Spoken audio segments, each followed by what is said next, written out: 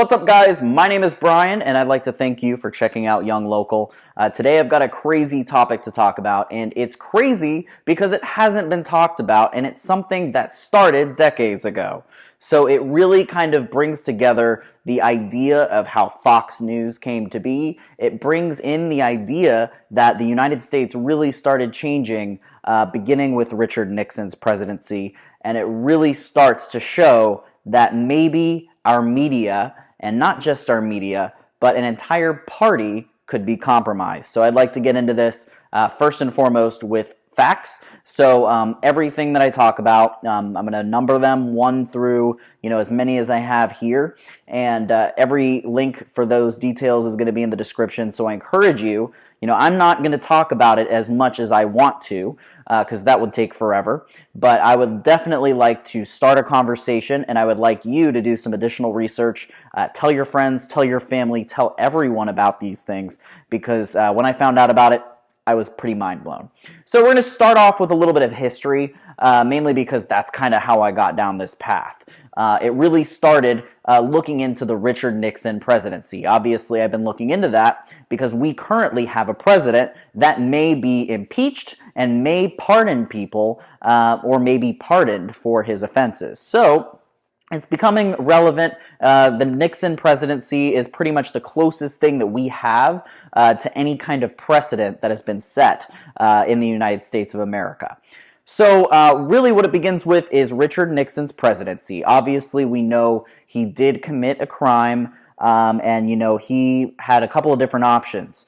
He knew he'd be impeached. Congress was not yet bought and sold yet. So he knew that he would get convicted if he remained in office. So he had one option, really. He would pardon himself and then step down from the White House. So where have we heard that from before?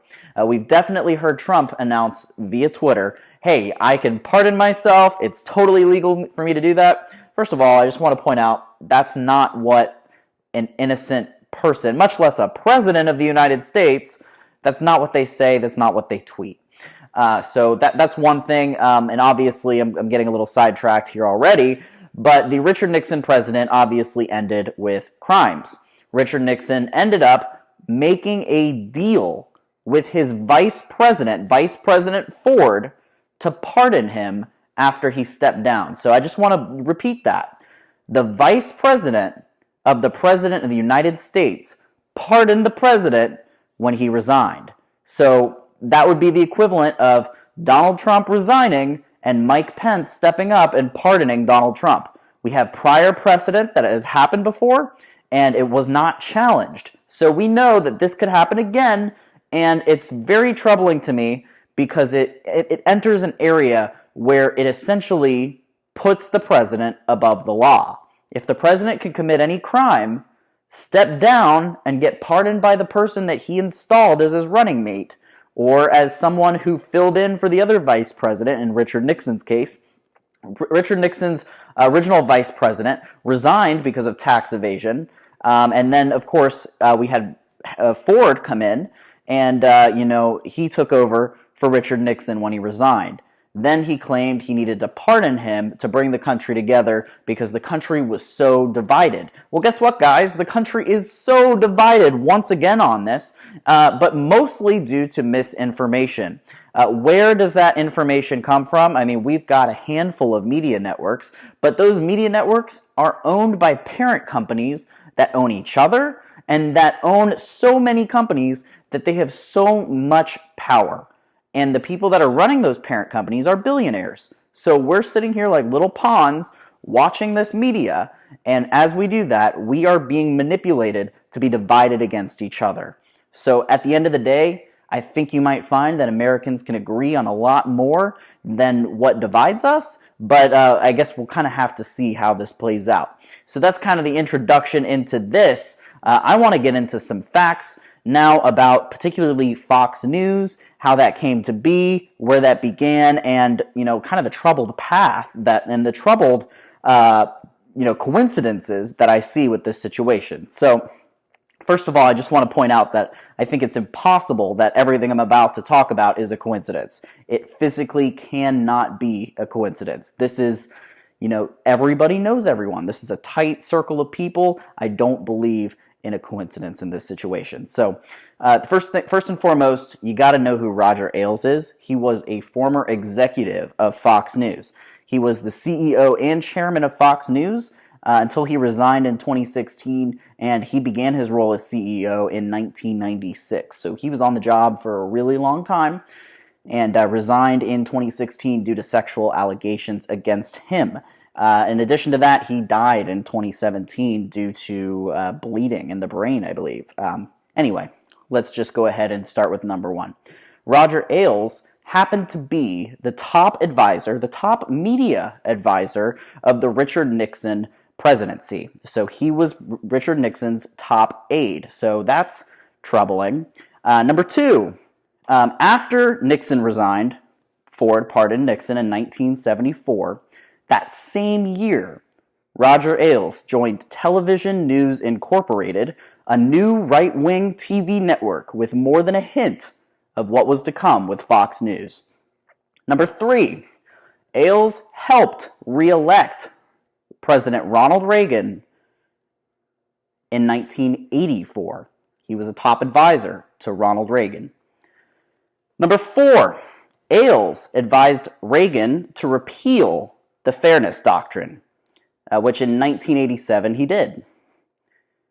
And that allowed people like Rush Limbaugh to rise to fame. Ailes worked with Limbaugh in production as well. So, I mean, you see how this circle is shrinking? All right, so let's move on. Number five, Ailes served as a top advisor to George H.W. Bush in 1987. If you're seeing a trend here, so far we've got every Republican president since Nixon covered in this.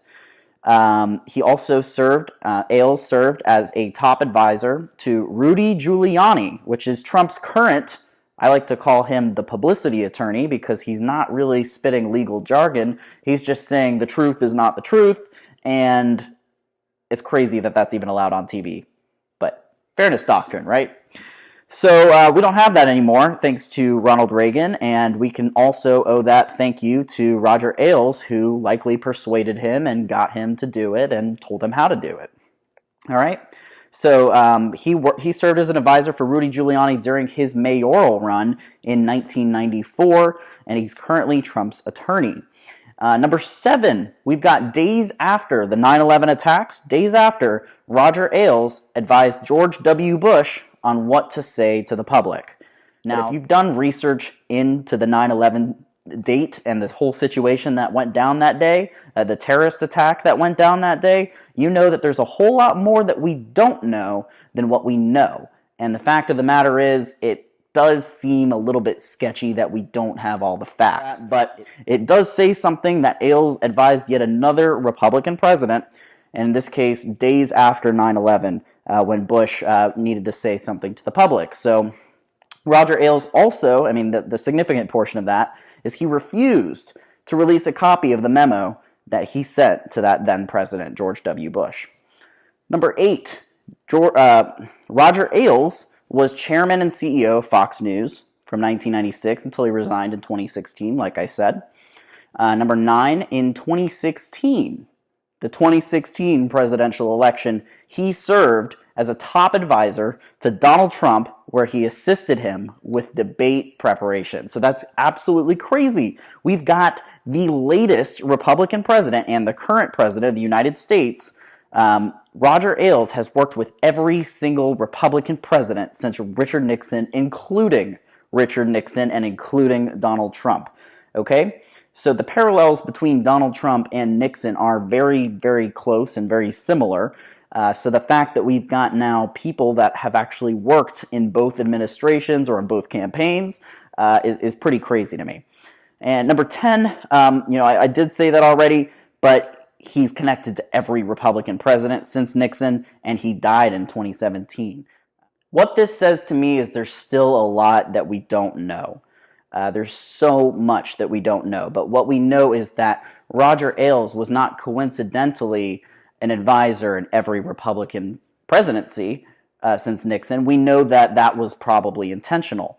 We know that the beginning of Fox News started with Nixon's pardon by Ford, because that's when that network began. And since then, he's moved his way up in the ranks. He created sensationalist news. And here we are. We're fighting each other. Americans are fighting each other over the best way to be the most American. So I think it's absolutely crazy how far we've come. Even in just a couple of years, we're so divided among each other. And this is some crazy information. So my goal here is to start a conversation. What do you think about the link that Roger Ailes has with all these presidents? Do you think that there is conspiracy within the Republican Party itself to disinform Americans, to purposely divide Americans so that they can gain control? And as a side note, do you think that Republicans could potentially be involved in election fraud? There's a lot of news going on with all these voting booths trying to take away the paper ballot, trying to make it so they can change votes after the fact. Look at which party is trying to preserve paper ballots, which are the most valid thing we have, the only thing we really have to hold on to right now, because technology can be hacked like that. Votes can be changed after the fact like that. So I guess what I'm trying to get at here is I'm alarmed. We've got a prior precedent that a VP can pardon the president after taking office, after that president resigns. So what I'm seeing here is Donald Trump can continue to break the law, continue to violate the Emoluments Clause, continue to conspire against the United States, not just with Russia, but with Israel, with Saudi Arabia, with Qatar. It blows my mind. It blows my mind that we're at this point. It blows my mind that I'm sitting here talking for 10 minutes about one guy in particular, but I'm seeing this one guy as the boss man that really made Fox News what it is, and all the similar things to Fox News what it is today. And I was actually also reading an article, I'll include a link to this as well, because I found it interesting, that Vladimir Putin actually used some of what Roger Ailes did with Fox News, some of his tactics, some of his psychology, to consolidate his power and his media influence in Russia. So obviously that could have played a big deal in terms of Putin coming to power and Putin consolidating even more power as he was president there. And I'm saying president because he's really a dictator. So guys, that's Young Local. I just really wanted to get the conversation started. I'm really troubled about this. Are you troubled? And what are your thoughts? So leave a comment below. If you like this video, I'd love you to subscribe. You could also go to the website younglocal.com and subscribe for the newsletter.